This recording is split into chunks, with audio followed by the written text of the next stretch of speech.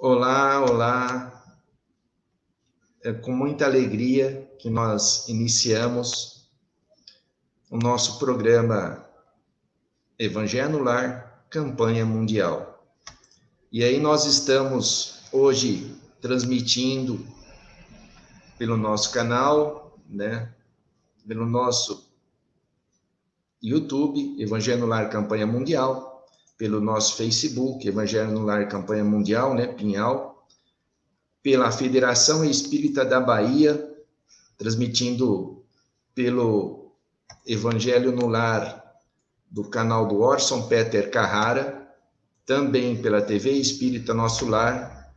Aqui o nosso streaming é da TV IDEAC, Rádio Espírita Esperança, o Web Rádio Fraternidade, Rádio Portal da Luz, TV Nave e no outro canal aqui a gente transmite também pela Rede Amigo Espírita. Então, nós vamos iniciando a nossa transmissão, agradecendo a oportunidade de estarmos aqui reunidos. Nós tivemos algum atraso do início do nosso programa e nós vamos pedindo para o Lucas fazer a gentileza de iniciar com uma prece. Depois nós vamos passar a nossa transmissão para nossa querida Luziane Bahia, esses irmãos que são trabalhadores da Mansão do Caminho. Muita paz a todos. Lucas, por gentileza. Muito boa tarde a todos. Oremos.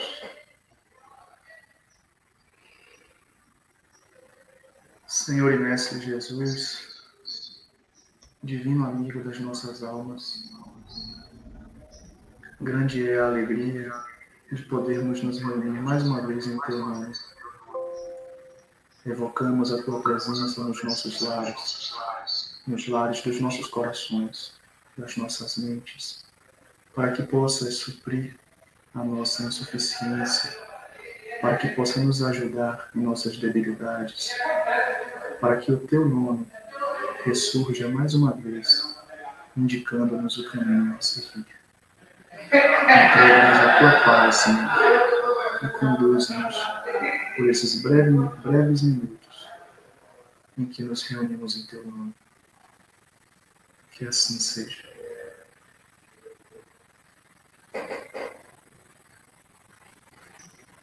Que assim seja, querido irmão. Obrigada pela presença de vocês, cada um que está chegando neste encontro fraterno, que nós vamos falar sobre adolescência, quem está e caminha com eles. Hoje a nossa programação é o Evangelho do Lar, na sua campanha mundial, Cultiva a Ideia. Então, por isso que nós estamos aí com a programação a Luziane, o Lucas, que irá falar sobre adolescência e autoconhecimento. Eles trarão as suas experiências, as suas ideias, para que essa conversa transcorra aí nessa programação. Então, hoje nós vamos falar sobre adolescência, uma fase de desafios, não é? E de transformações. Não se trata apenas de mudanças físicas, mas também no contexto de descobertas, de emoções, da construção de identidade. Aí surge essa pergunta: quem está verdadeiramente ao lado deles? Não basta estar presente fisicamente, né? A Lu falou comigo antes e fez essa reflexão. Então, todos precisam de acolhimento, escuta, orientação, exemplos de vida. E o autoconhecimento, ele se apresenta como uma ferramenta, não é, Lucas? Você irá falar sobre isso. Então, quanto mais o adolescente se conhecer, mais preparado acredita-se que ele esteja para poder enfrentar os seus conflitos, tomar decisões mais conscientes, mais equilibradas, tanto emocionalmente quanto nas questões espirituais. E Joana de Anjos traz para nós, né, toda essa abordagem, falando dos desafios desse autoconhecimento. Então, nós vamos aí falar com vocês nessa jornada de hoje, a programação Adolescência, quem está e quem caminha com eles.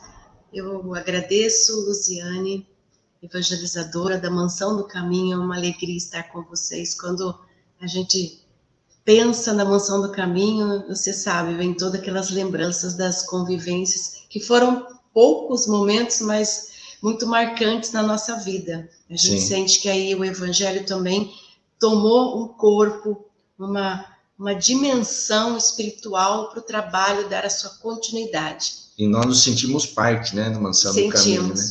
Uma partezinha pequena nesse oceano de estrelas, do semeador de estrelas, mas a gente se sente parte, sinceramente. Família, irmandade, não é? Então, Lu, com você, querida irmã, esse momento. Muito obrigada. Queridas irmãs, queridos irmãos, a paz do Mestre Jesus nos nossos corações. Nós gostaríamos de agradecer por essa oportunidade de estarmos aqui no Evangelho Campanha Mundial, no Cultive a Ideia.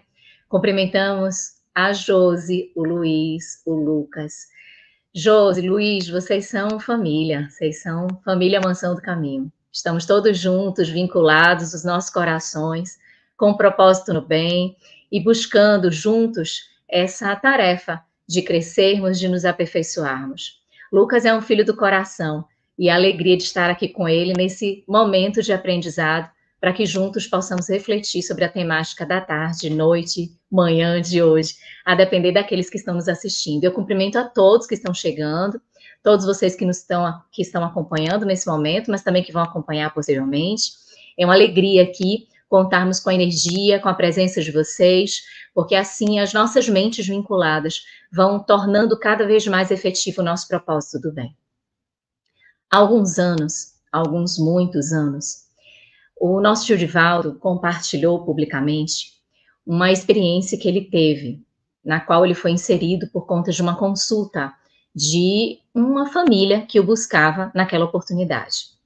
Foi uma mãe que buscou o nosso tio Divaldo, trazendo para ele uma demanda muito pessoal, porque o seu filho apresentava comportamentos de isolamento, de tristeza, de separatividade, estava sempre buscando, o seu filho na adolescência, na idade de 16 anos, estava buscando sempre essa reclusão, estar recluso no quarto, sem comunicar-se, estava tendo algumas dificuldades também no contexto da escola, do aprendizado,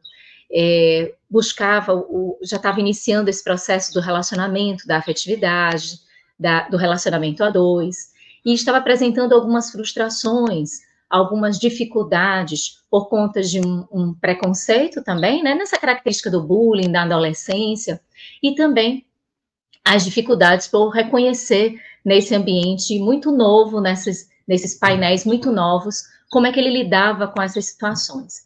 E é interessante porque o tio, quando traz isso, ele aproveita para falar um pouco sobre a adolescência, sobre essa fase do ser humano, colocando, através desse exemplo que ele foi motivado a vivenciar, a experimentar, essa experiência que ele teve contato, ele começa a trazer também um pouco dessa fase da adolescência. E é bem o que a Joana de Ângeles traz para a gente, lá no Adolescência e Vida, mas também a gente encontra no livro Vivências do Amor em Família, que é um livro organizado a partir das palestras do tio Divaldo, onde também a benfeitora traz ali ponderações acerca da juventude, acerca da adolescência, destacando que é uma fase muito especial do ser, uma fase delicada, uma fase de sensibilidade.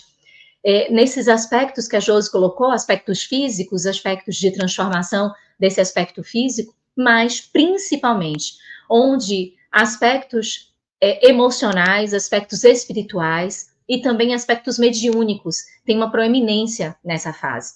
É uma fase em que a juventude, que o ser na adolescência começa a destacar, a ter aspectos que se destacam nas modificações físicas, nas modificações exteriores, mas também nos aspectos hormonais, naquilo que se pensa, na linha de interesse que começa a buscar. Então, é um leque de experiências e de provocações que vem de dentro para fora, mas também de fora para dentro, porque o mundo começa a olhar o adolescente também de maneira diferente. E, nesse painel, André Luiz nos explica lá no livro Missionários da Luz, que é o terceiro livro da série A Vida no Mundo Espiritual, e a psicografia do nosso Francisco Cândido Xavier, ele fala um pouco da epífise, e nessa epífise, que é a guardiã dos efeitos sexuais secundários, mas também que é a veladora do sono, e que é uma descoberta mais recente, né, acerca disso, essa epífise, quando ela cumpre a sua função nos efeitos sexuais secundários, ela abre-se para a espiritualidade e é considerada a glândula espiritual, a glândula da mediunidade. E é nessa fase da adolescência que esses fatores acontecem. Então, além das transformações físicas, além dos aspectos de interesses emocionais, sentimentos, também aspectos da mediunidade. É o momento em que o ser humano abre-se para uma conexão espiritual. E, além disso, é o instante também, como nos explica a codificação, os estudos dos espíritos acerca dessa fase do ser humano. É o momento também em que nós trazemos de volta, temos um despertar, saímos da latência dos nossos aspectos de outras existências. Então, é tudo junto que acontece numa turbulência. E esse jovem de 16 anos, cujo pai buscou, cuja mãe buscou o nosso tio Divaldo, ele começa a apresentar esse isolamento, e esse pai vai buscar, e essa mãe vai buscar tio Divaldo, dizendo assim, que gostaria da ajuda do tio, para que ele de alguma forma interferisse. Será que ele poderia conversar com aquele jovem? Será que aquele jovem poderia ser inserido na evangelização? E aí o tio Divaldo começa a conversar, querendo entender um pouco do contexto familiar, mas também com percepções extrafísicas, e já entendendo que havia uma situação, um contexto familiar que trazia algumas turbulências. E por mais que aquela mãe não tivesse revelado, o nosso tio Divaldo percebe que aquele lar estava em desalinho. Os pais, né, a mãe e o pai, estavam com o pensamento do divórcio, da separação. E isso estava trazendo para aquele jovem, que tem uma característica muito tímida, que tem uma característica de isolamento, estava trazendo uma dificuldade ainda maior. E quando a mãe busca tio Divaldo, e tio Divaldo conversa, colocando para ela, será que o lar não precisaria de uma estrutura um pouco mais firme? Será que vocês não estão atravessando alguns dilemas no lar? E é nesse momento que ela coloca que estava pensando nesse processo da separação e pensando também em sair do lar e deixar o seu filho com o ex-esposo, com que é o pai desse rapaz, com que ele tem muitas dificuldades de convivência. E aí o tio Divaldo, ele, inspirado pela organização espiritual, pela mentora, naquele contexto, apresenta para aquela mãe, que estava aflita, que buscava um auxílio, ele apresenta a proposta de que ela permanecesse um pouco mais no lar.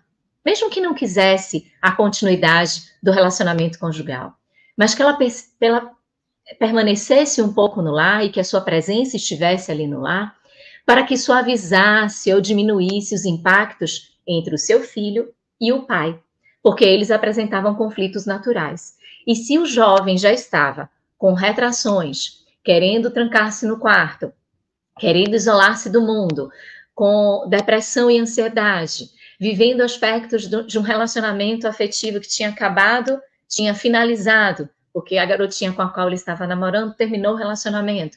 Ou seja, diante de um painel tão conflitivo, onde esse jovem experimentava várias frentes de fragilidade, o tio Divaldo pede para que ela não evada do lar, que ela permaneça, para que assim ela possa minimizar os atritos entre pai e filho, mas também trazer para aquele jovem a segurança que ele necessita.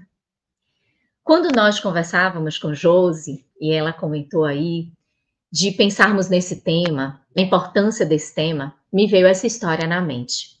Porque eu me recordei da fala do tio Divaldo. Ele expôs e ele trouxe comentários posteriores. É claro que ele não colocou a identidade de quem quer que fosse. Quando o tio Divaldo narra as histórias, às vezes ele muda um pouco as características da personagem, justamente para a gente não identificar, bem como os espíritos também fazem, para que a gente não perceba, caso a gente conheça, quem seriam aquelas pessoas. Mas ele traz uma reflexão a partir dessa narrativa. E a reflexão é exatamente sobre esses dois pontos que a gente tem aqui para conversar. Quem é que está com o adolescente? Quem é que está no caminho com o adolescente?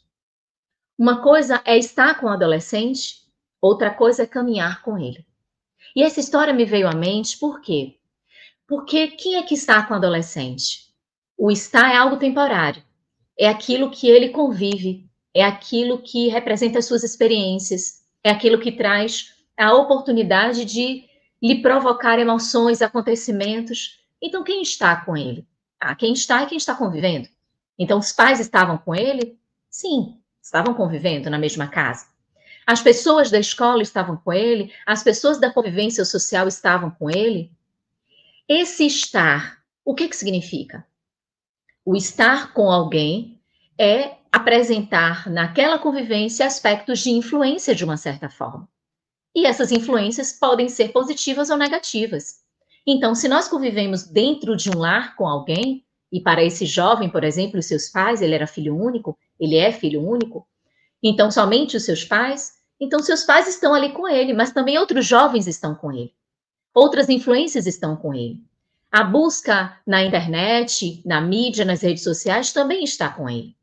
As provocações do mundo exterior também estão com ele. Ou seja, todos os estímulos que o adolescente recebe, a gente pode qualificar nesse painel de estar com ele. Seriam as coisas que sensibilizam, que promovem para ele reações. Quais seriam as reações a partir dos fatos da convivência? A partir do relacionamento, a partir da convivência com os diferentes aspectos sociais. O adolescente, na atualidade, ele está imerso numa sociedade que é muito estimuladora e que o identifica como ponto central e que o identifica como alvo para as suas programações, para as suas propostas, para que ele seja consumo daquilo que a sociedade pretende apresentar. Se nós nos recordarmos de Hitler, que teve uma proporção às suas atitudes no planeta, numa dimensão tão devastadora, o discurso de Hitler foi para a juventude. Se nós identificarmos os espíritos no plano espiritual, quando afirmam as suas provocações sexuais, de vícios, de estímulos diversos nas áreas dessas viciações, sejam elas das drogas lícitas ou ilícitas, de comportamentos rebeldes e do próprio sexo, o alvo é a juventude, o alvo é a adolescência. Por quê? Porque é uma fase de vitalidade, uma fase de que as coisas que são realizadas nesse contexto impactam para a sociedade, tem um reverberar para a sociedade, porque a juventude, a adolescência traz a força, e a força imprime, num contexto da sociedade com mais veemência, aquilo que se pretende fazer. Por isso que o discurso de Hitler foi para a juventude. Por isso que muitos espíritos que estão ainda na condição inferior, de sofrimento ou do mal, imprimem para nós que estamos aqui encarnados uma provocação para que o alvo seja o adolescente, para que as propostas de consumo sejam para o adolescente, para que estas visibilidades da superficialidade, da ilusão, dos disfarces, das alegorias, sejam para o adolescente. E é por isso que nessa fase o estar é muito intenso. São muitos grupos, existe a galera, existe aquele grupo ou grupos que faz com que o adolescente, quando está sozinho, ele muitas vezes não tem coragem de realizar as coisas, mas quando ele está inserido num grupo, ele encontra força para reverberar os seus conflitos, as suas dúvidas, as suas carências, as suas necessidades. E aí nós vemos atuações que saem do contexto social e que se expandem para a sociedade, que saem desse contexto familiar e que se expande para a sociedade, como uma forma das consequências do que essa adolescência vivencia, no que está para a adolescência. O que é vivenciado pela adolescência. Mas uma coisa não se confunde com a outra. O estar não significa caminhar junto, porque nem todos aqueles que estão caminham junto com o adolescente. E esse é um ponto alto para que nós percebamos. Na história trazida por tio Divaldo, muitos estavam. Aqueles que estavam na convivência com o jovem, com o adolescente, apresentavam para ele uma permanência. mas não estavam caminhando junto com ele. Porque até a própria mãe, para com quem ele tem uma afinidade, estava pensando sair do lar, deixar o seu filho numa zona de conflito com aquele com quem ele não nutria boa convivência, não possuía boa afinidade, não tinha um bom diálogo, uma boa condição de convivência ou de aprendizado.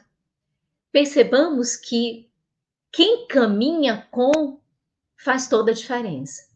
E é difícil, na atualidade, encontrar com quem o jovem pode caminhar. E aí é que a gente vem para a responsabilização, para o chamado novamente sempre, para os pais, para os educadores, para aqueles que se predispõem a estar nesse universo juvenil. Eu penso e reflito muito sobre isso, porque eu estou na condição de evangelizadora. E sou evangelizadora de juventude porque amo a juventude. A cada dia, a cada experiência, eu vivo pensando o que pode agradar o jovem, o que pode fazer bem para o jovem. Se eu escuto uma mensagem, se eu escuto uma história, se algo vivencia, se eu leio um livro, eu quero compartilhar com eles. Eu quero trazer para eles um pouco das coisas que para mim eu fui tentando e não deu certo, mas das coisas também que eu fui tentando que foi dando certo. Então eu penso que quando a gente trabalha com juventude, quando a gente está no universo, seja na escola, seja porque nós somos evangelizadores, seja porque temos na nossa família pessoas que estão atravessando essa fase, penso que o estímulo nosso deve ser do sentimento, do pertencimento, de que está conosco a responsabilidade, de que eles se sintam seguros no caminho que eles estão trilhando. Porque muitos podem estar com eles, mas nem sempre esses que estão vão ser aqueles que caminham com eles. E quando a família não caminha junto com o adolescente, ele busca com esses que estão um caminho. Só que esses que estão também estão com muitos e sem caminho. Então são cegos orientando cegos. São situações de inexperiências orientando situações de inexperiências. E aí acabamos por encontrar, no contexto social, muitos aspectos de condições exteriores, de fatores em que o jovem sai de uma linha de discernimento, vai para uma linha de criminalidade, vai para uma linha de ausência de percepção, de discernimento, de consciência, vai fazendo e adentrando numa linha perigosa de comprometer-se, de comprometer a sua história, de trazer para a sua realidade vivencial aspectos que são desafiadores e que são comprometedores para a sua própria história. Então, a responsabilidade, e eu conversava esse final de semana, eu conversava com os jovens nesse final de semana. Nós estávamos numa cidade aqui do nosso estado, a cidade de Barreiras, pertinho daí onde Lucas está. Lucas está numa cidade chamada Santa Maria da Vitória, aqui no oeste da Bahia. E nós estávamos em Barreiras, nós fomos fazer uma atividade com a juventude. E no momento em que conversávamos sobre ansiedade, rotina, solidão, medo e liberdade, quando conversávamos sobre isso, num determinado momento veio aquela imagem de que o jovem chega em casa, o adolescente chega em casa, e era bem o comportamento do jovem descrito aqui na experiência com o tio Divaldo. Do jovem chega em casa aborrecido com alguma coisa, vai para o quarto, bate a porta do quarto e lá fica. E aí os jovens trouxeram isso, criticando os pais, alguns deles, dizendo que os pais não entendiam aquela situação, não entendiam aquele espaço, não entendiam aquele momento. E a reflexão que nós trouxemos foi assim, olha, quando os pais batem na porta do quarto de vocês, porque vocês entraram, chegaram chateados e bateram a porta do quarto, não é porque eles estão desrespeitando a sua privacidade. É bem verdade que vocês são grandes, então vocês podem, porque eles diziam assim, será que a gente não pode ficar sozinho um pouco? Claro que pode ficar sozinho. Então entrar em casa chateado, bater a porta do quarto, ficar um pouco dentro do quarto, faz parte do processo de colocar, de extravasar essa raiva, de lidar um pouco com esses sentimentos, com essas emoções, faz parte. Mas o que eu disse para eles? O que não faz parte é quando os pais de vocês baterem na porta de vocês e vocês acharem que eles estão querendo invadir a sua privacidade. Eles simplesmente não querem perder vocês para os obsessores.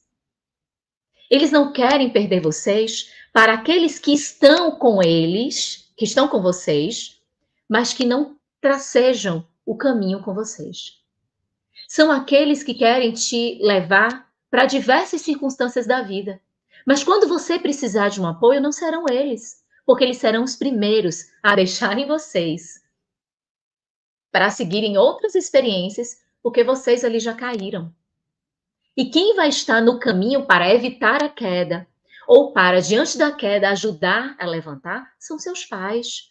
São as pessoas com as quais se preocupam com vocês. São as pessoas que estão interessadas no seu caminho. E o seu caminho, ou seja, o caminho do adolescente, é buscar a superação das suas falhas, conhecendo-se, para, à medida que vai cumprindo o seu dever, identificando as suas responsabilidades, sendo consciente do processo que lhe abriga, nesse contexto, ficar mais seguro nesse caminho desafiador e poder trilhar experiências mais amadurecidas. Então, quando a gente assume a responsabilidade, nós, os adultos, assumimos a responsabilidade que nos cabe de orientarmos a juventude, e foi isso que o tio Divaldo convidou aquela mãe fizesse. Olha, você não está com ele e nem está com ele no caminho, porque está desejando deixá-lo sozinho numa situação de muita instabilidade emocional. Então, que essa historinha que o tio Divaldo vivenciou, mas também que esse chamado dos espíritos para a nossa responsabilidade quanto família, quanto educadores, quanto evangelizadores, quanto parentes, quanto pessoas que estamos próximas, de assumirmos esta responsabilidade que nos cabe, de sermos condutores destes que estão em formação, porque eles precisam da segurança no caminho. E somos nós que, apresentando Jesus para eles, conseguimos dar a eles uma condição de mais firmeza, de mais consciência, e para que eles entendam que nesse caminho eles não estão a sós, que pode se modificar aqueles com os quais estão com ele. Então, relacionamentos acabam, amizades se modificam, situações financeiras oscilam, às vezes a solidão, às vezes uma convivência de muita gente, enfim. O que está são experiências provocativas para o contexto evolutivo daquele adolescente. Mas quem permanece no caminho, quem estrutura o caminho, dá base, dá segurança e permite que eles caminhem com mais amadurecimento, com mais firmeza e se sintam mais seguros nessa jornada que eles estão vivenciando. Então, nos cabe, nesse contexto, buscarmos o aprimoramento das nossas atitudes, o aprimoramento do cumprimento dos nossos deveres, para que sejamos nós aqueles que eles percebam que jamais abandonaremos eles no caminho, que estamos de mãos dadas e que, se necessário for, iremos carregar, se necessário for, iremos auxiliar a levantar e sempre impedir que a queda aconteça. Obrigado, Lu. Você comentando aí, a gente aqui com as questões técnicas aqui, mas recordando também da juventude, da adolescência. Graças a Deus, nós tivemos um histórico dentro da mocidade espírita. Mas e aqueles que não têm? Porque todas as ansiedades, todos esses caminhos eram compartilhados dentro com jovens que tinham uma formação. E, na verdade, nós caminhávamos juntos, em encontros, em reuniões, e nós compartilhávamos isso. E um pedido é para aqueles que estão escutando e convivem com jovens, lembrem de quando nós éramos adolescentes. As nossas necessidades que tínhamos. Então, as dos jovens hoje são as mesmas, se não multiplicadas por esse número de informações que nós temos aí via internet. A ansiedade é maior, a insegurança é maior. Eu lembro um tema que era do encontro de jovens espíritas, e o tema era o medo do futuro. Então, todos nós conversávamos sobre o medo do futuro. Mudou o tempo, mas hoje é a mesma coisa, né?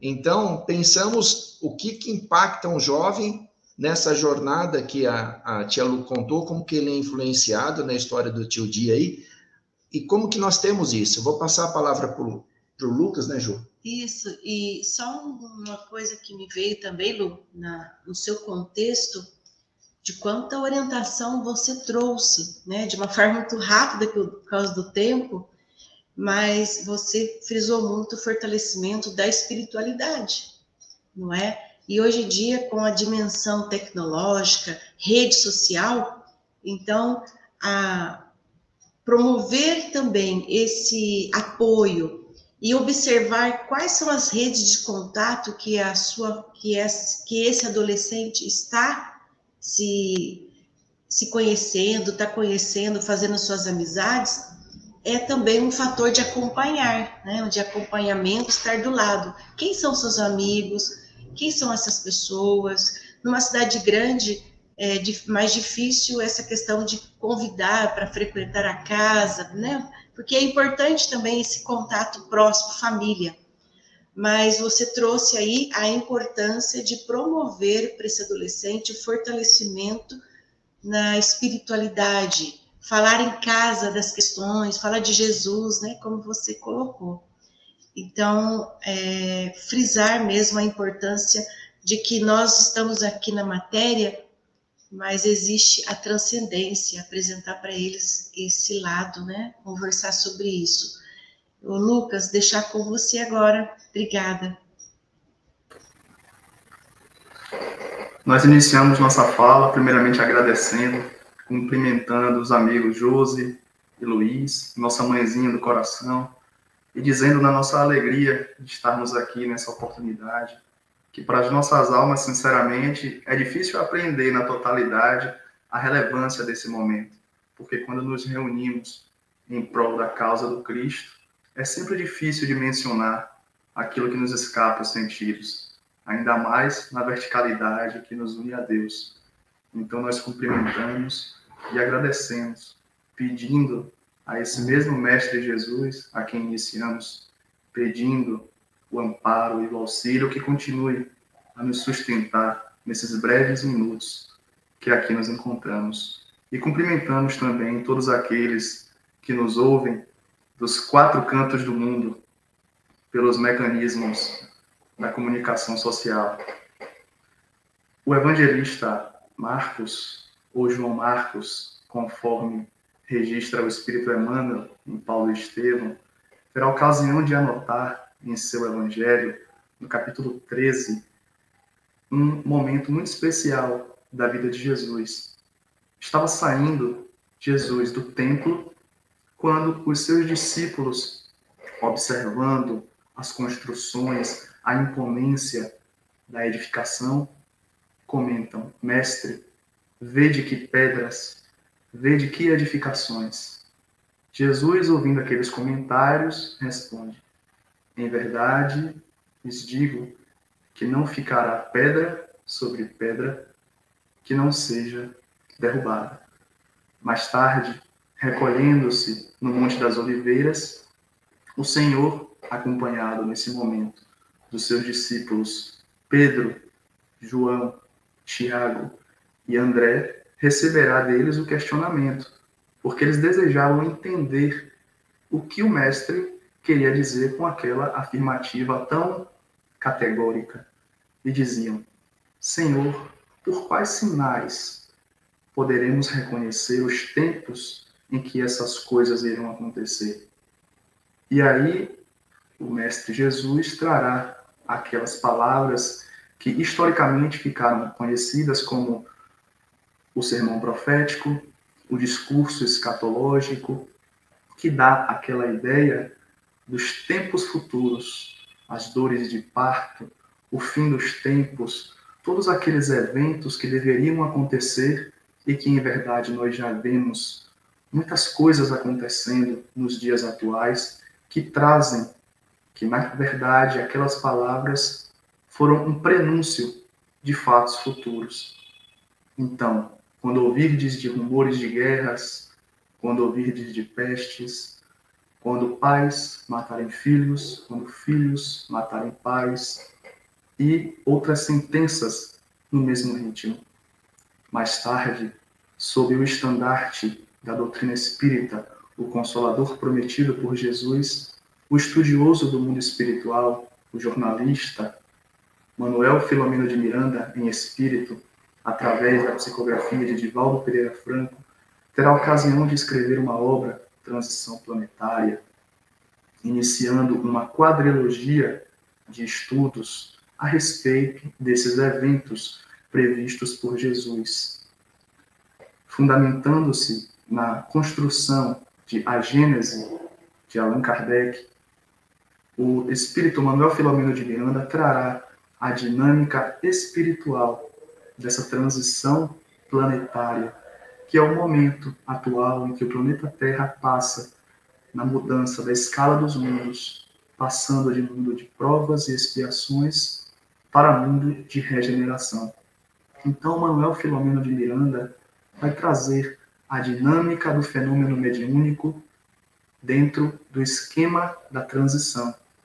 Então, observamos, por exemplo, as obsessões coletivas que afligem os grupos humanos, observamos ideologias contrárias à moralidade, observamos a fuga de preceitos éticos, observamos os desequilíbrios de variada ordem afligindo a coletividade humana e levando a sociedade a rumos inseguros, incertos, porque quando nos entregamos às nossas condições inferiores, primárias, quando dialogamos com a nossa conduta, com aquilo que nós deveríamos nos libertar, caminhamos para um futuro incerto, inseguro, porque então, futuramente, tomando a consciência, deveremos retornar.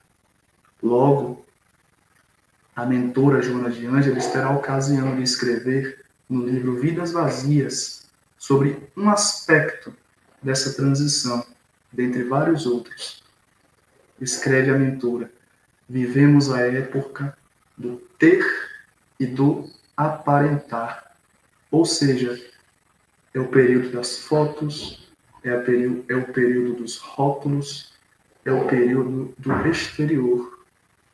Nós olhamos para fora, julgamos, observamos, ansiamos, nos perturbamos, sempre olhando para fora.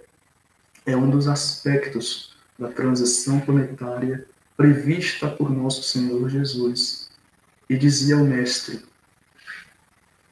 o nosso Pai maior, Deus, está conosco, e se não fosse por Ele, e se não fosse por sua misericórdia, nenhuma carne se salvaria. Mas Jesus nos dá a certeza de que tudo está sob a sua vista, tudo está sob a sua direção, por mais difícil que as coisas possam aparentar. E continua a mentora em outra obra, Adolescência e Vida, observando, analisando o mesmo contexto difícil, o mesmo cabedal de conflitos, de desordens, e aponta: a principal vítima, a grande vítima, é o jovem, especificamente o adolescente. E por que a grande vítima? O adolescente, em sua condição fisiológica, espiritual, orgânica, não apresenta ainda as convicções formadas, não apresenta ainda os valores claros em sua acepção moral, ética do termo. E por isso, toda essa ordem de incertezas, todos esses conflitos morais, sociais, que a coletividade lhe apresenta, demonstram muitas vezes, na maioria das vezes, ainda mais conflitos, ainda mais dúvidas, ainda mais incertezas. Entretanto, a proposta é de educação.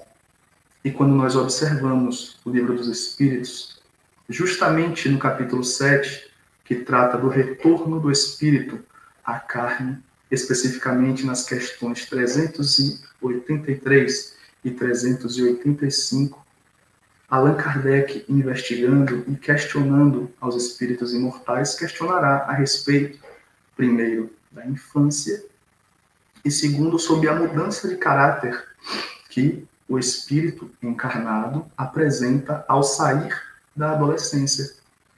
Ou seja, A criança é o espírito que Deus destinou a uma nova existência. Naturalmente, ela deve apresentar à criança a condição de maleabilidade para que os seus pais possam lhe nortear os caminhos. Então, mesmo um espírito condicionado por suas experiências passadas, em condições mais brutais, difíceis, com compromissos mais primitivos, ele vai trazer a marca da infância para que os seus pais possam lhe auxiliar no progresso. Mais tarde, chegando à condição orgânica da adolescência, todo esse contributo dos pais vai ter que ser provado com a natureza do espírito. Porque então, senão, a lei não teria sentido. O espírito precisa responder com aquilo que ele recebeu na experiência principal, atual, com as coisas do passado que ele já traz em sua herança. Então, a adolescência é, espiritualmente, esse momento de conflito entre o presente, aquilo que representa a proposta a seguir, uma educação que nem sempre é positiva, é a realidade que nós encontramos, e o passado, que na maioria também dos casos também não é positivo. Entretanto, a proposta, repetimos, é de educação. A mentora, no mesmo livro Adolescência e Vida, vai observar que o antídoto para toda essa questão de incerteza, de insegurança, porque a ideia não é apenas orgânica, fisiológica. Por mais que o adolescente apresente por questões físicas, aparentemente, as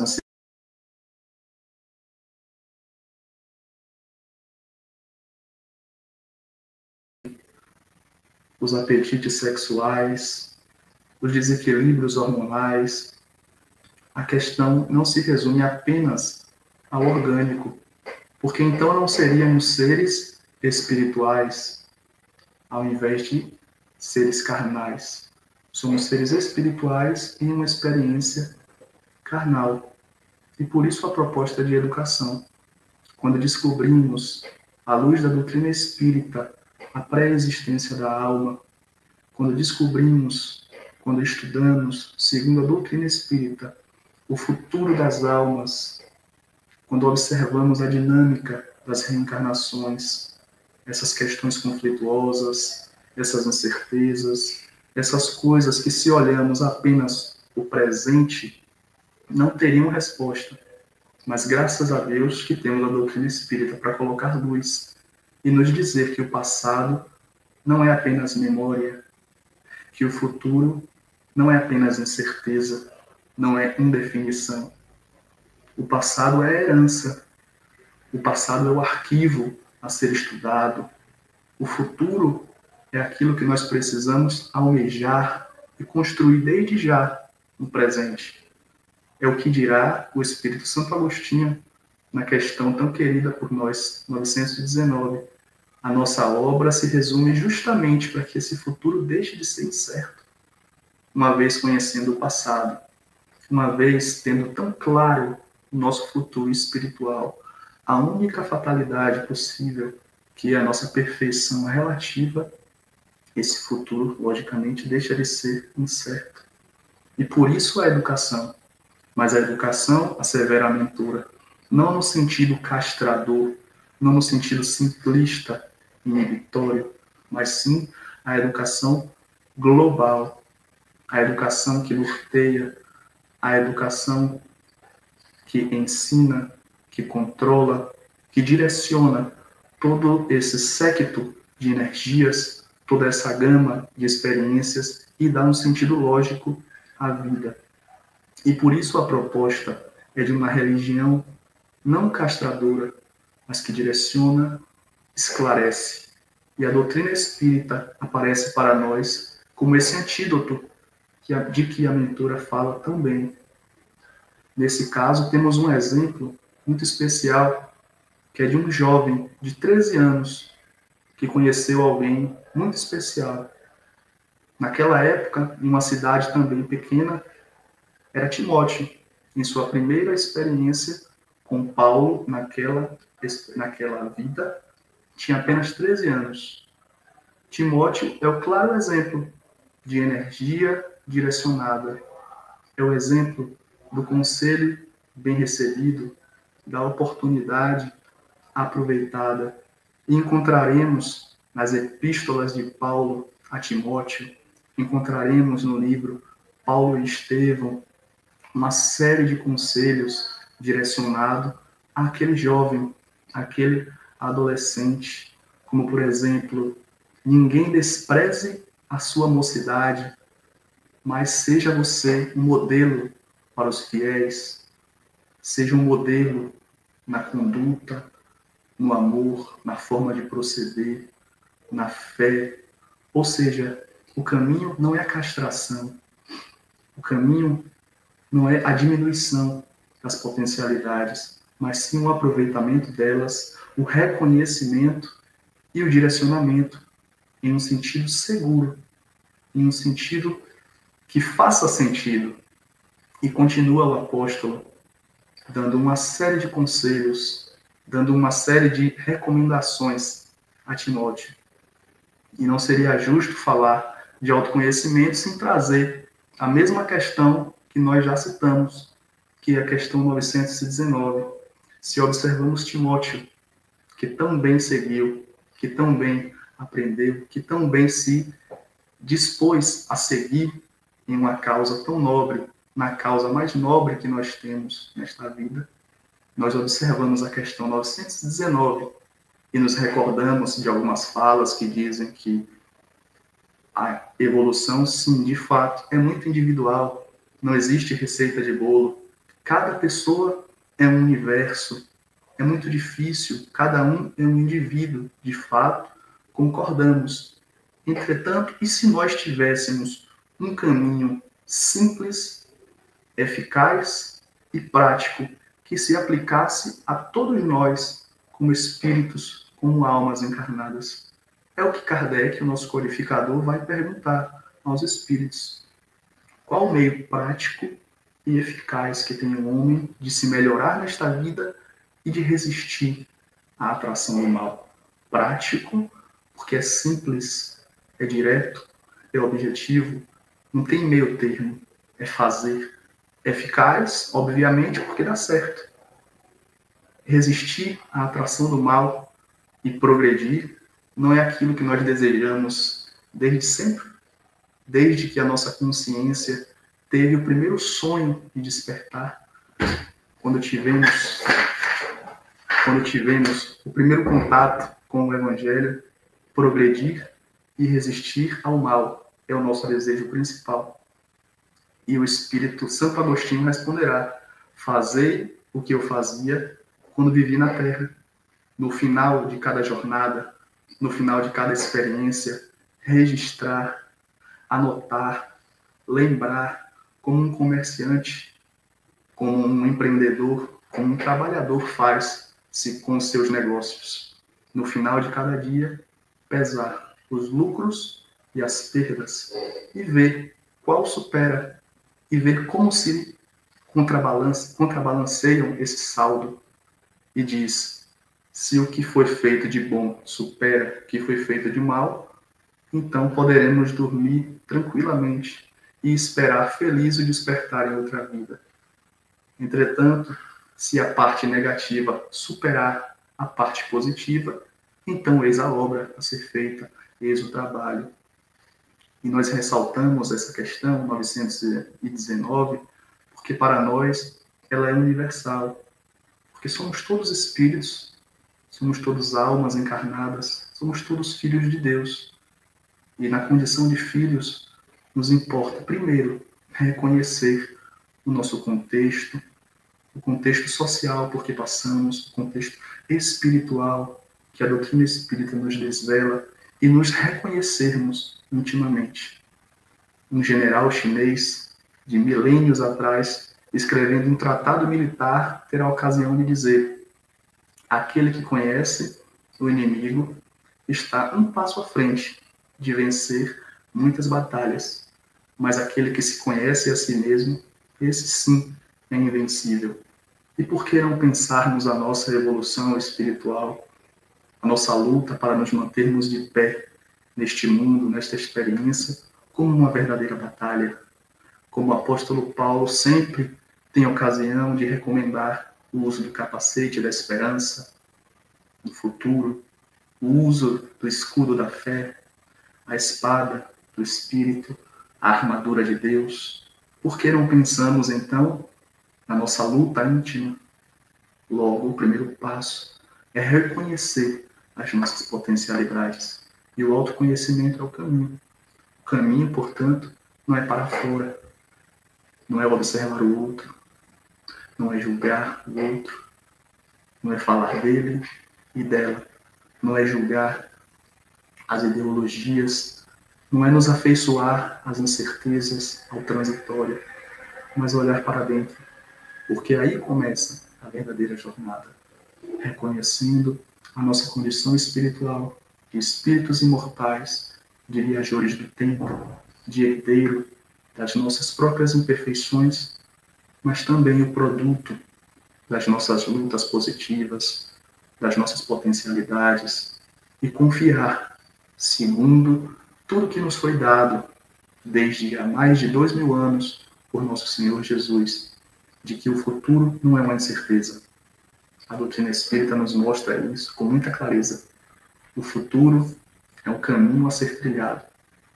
E a lente de dentro, a lente para dentro, o autoconhecimento é a nossa forma prática e eficaz de evoluir e de crescer para Deus. Ai, Lua, ouvindo Lucas, eu refleti algumas coisas. Quanto movimento foi oferecido para a vida dele, para que ele hoje chegasse, né, nesse momento e falasse o que ele está desenvolvendo na sua ideia, maturidade, mesmo ainda jovem.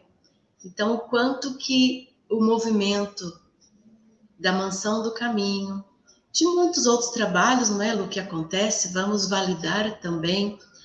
Nós tivemos a experiência no escotismo, que também tem uma formação grandiosa na cidadania, em comportamentos, virtudes. Disciplinar, né? Disciplinar. Então, Lucas, você demonstrou o quanto você buscou, porque você precisou também ter a sua iniciativa. Né? Alguns momentos os pais nos direcionam, não, você vai fazer isso, porque a gente não tem ainda a nossa autonomia de decidir.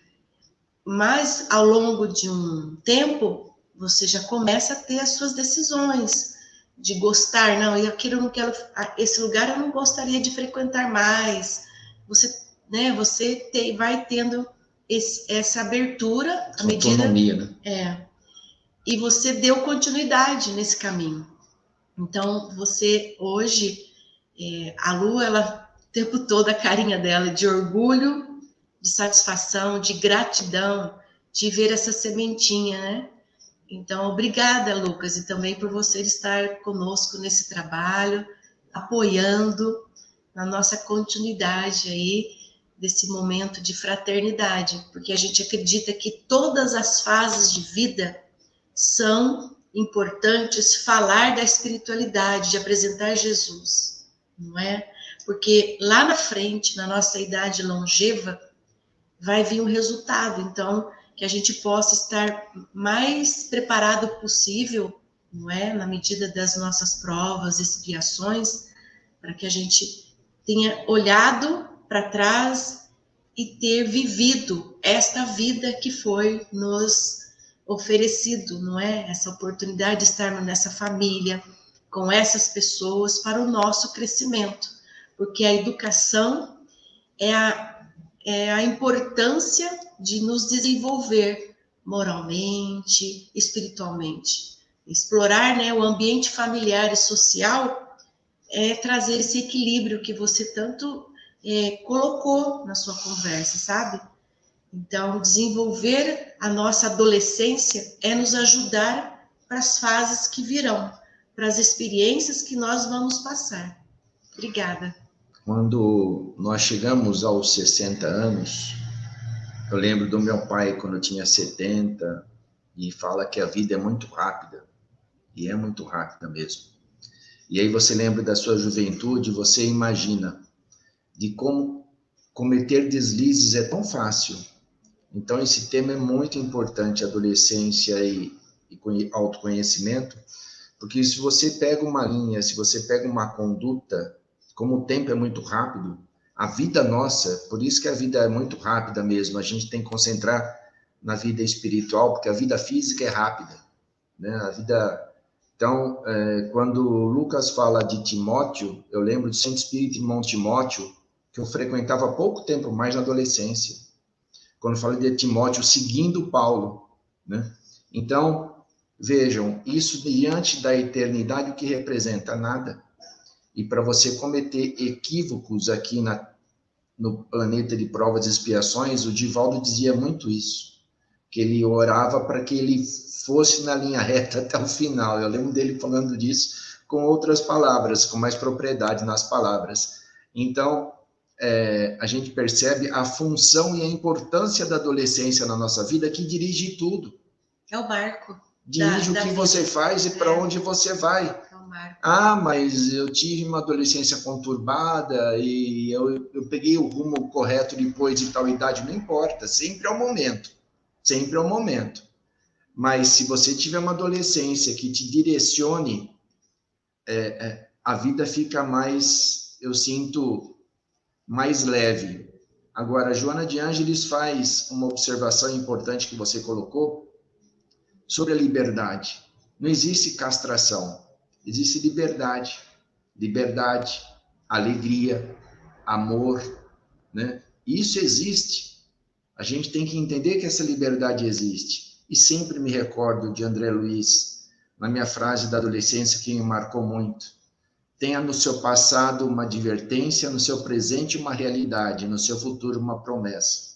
Então, que eu possa fazer com que a adolescência seja, sim, um caminho, né? Quando um jovem chega para mim e fala assim, Pascoal, eu vou deixar de fazer a faculdade, eu não vou estudar. Eu falo, não, vá, faça, a faculdade vai abrir portas, vai abrir caminhos, para que você rumo a outras colocações profissionais. Então, isso é muito importante. É muito importante. E a gente só tem a agradecer por esse instante, por esses momentos. A gente tem problemas tecnológicos, mas de uma forma ou de outra a gente contorna aqui e grava o programa, depois a gente disponibiliza para os irmãos.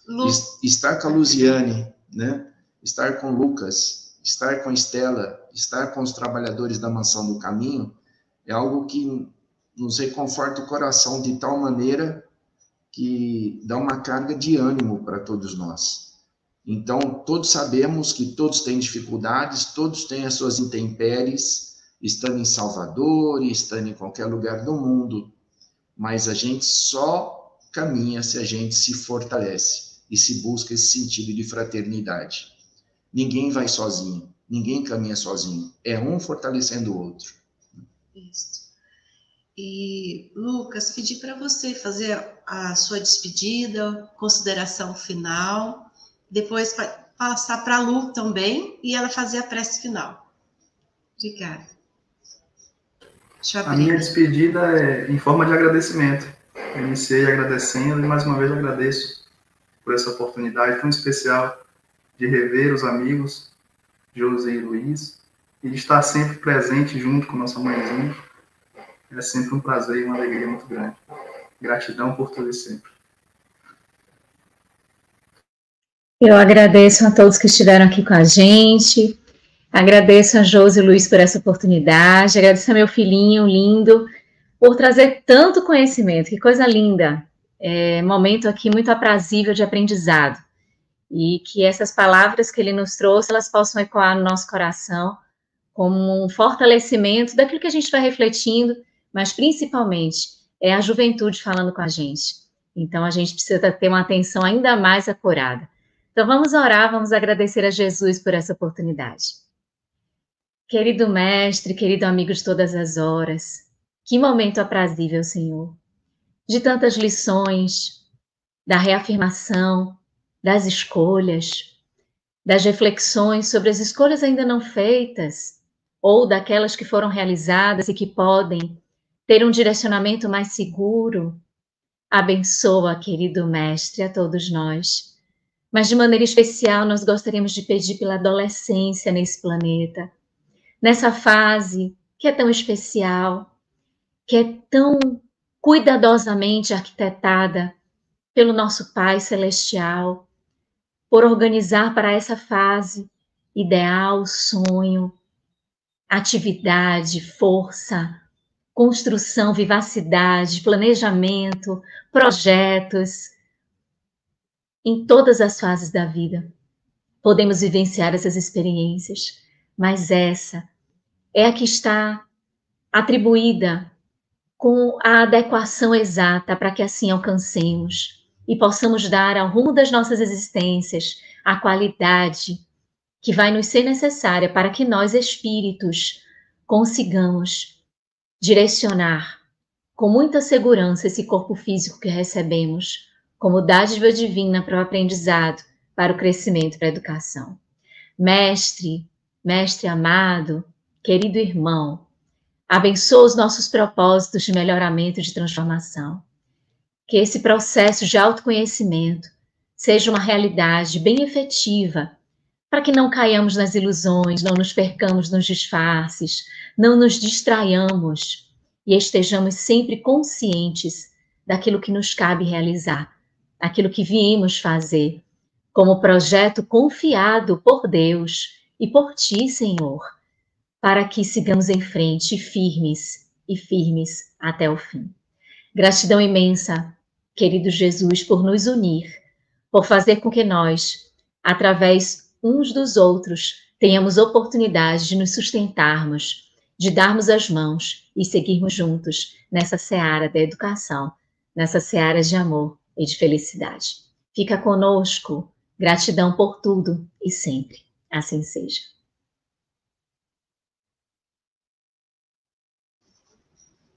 Assim seja.